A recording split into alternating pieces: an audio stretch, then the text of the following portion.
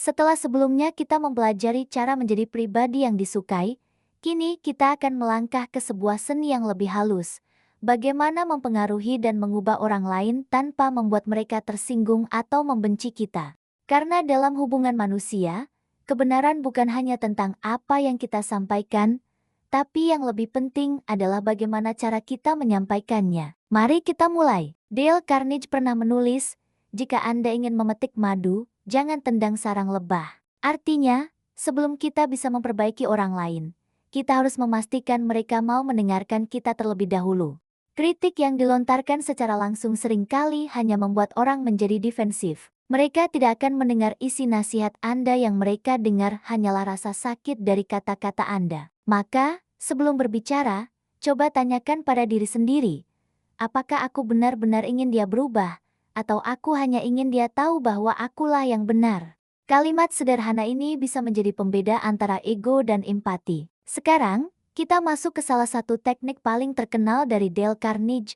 Mulailah dengan pujian yang tulus. Sebuah kritik yang diawali dengan penghargaan akan terasa seperti bimbingan, bukan serangan. Misalnya, alih-alih mengatakan, presentasimu kurang jelas, coba katakan, kamu punya ide yang sangat bagus. Mungkin bisa lebih kuat lagi kalau di bagian ini kita tambah sedikit penjelasan. Lihat bedanya. Nada pertama mengundang kolaborasi dan perbaikan, sedangkan nada yang kedua memicu pertahanan diri. Ingat, pujian adalah pintu yang membuka jalan bagi kebenaran untuk masuk. Selanjutnya, Carnegie menyarankan, beritahu kesalahan orang lain secara tidak langsung. Gunakan pendekatan yang lembut, bukan tudingan yang keras. Daripada langsung bilang, cara kamu salah, coba katakan, menarik. Mungkin kita bisa coba cara lain yang sepertinya lebih efektif. Bahasa yang halus bukan berarti lemah, sebaliknya. Itu adalah sebuah strategi cerdas agar pesan Anda sampai tanpa merusak hubungan yang sudah ada. Tujuannya adalah perbaikan, bukan penghakiman. Prinsip lain yang sangat kuat adalah, akui kesalahanmu sendiri sebelum mengkritik orang lain. Dengan mengakui kelemahan diri Anda terlebih dahulu, Anda secara otomatis menurunkan dinding pertahanan orang lain.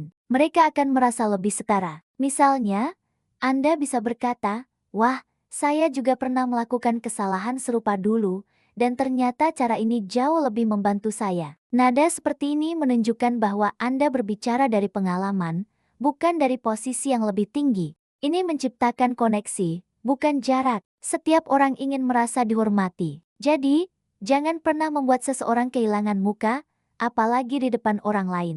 Dale Carnegie menulis, biarkan orang lain menyelamatkan wajahnya. Jika seseorang melakukan kesalahan, bimbinglah ia dengan bijak tanpa mempermalukannya. Mengkritik seseorang di depan umum hanya akan menumbuhkan dendam dan kebencian, bukan perubahan positif. Kritik yang baik disampaikan secara pribadi, dengan niat untuk membangun, bukan untuk menjatuhkan. Ada satu lagi saran indah dari Carnegie. Berikan tantangan, bukan perintah. Daripada mengatakan, kamu harus lakukan ini dengan benar.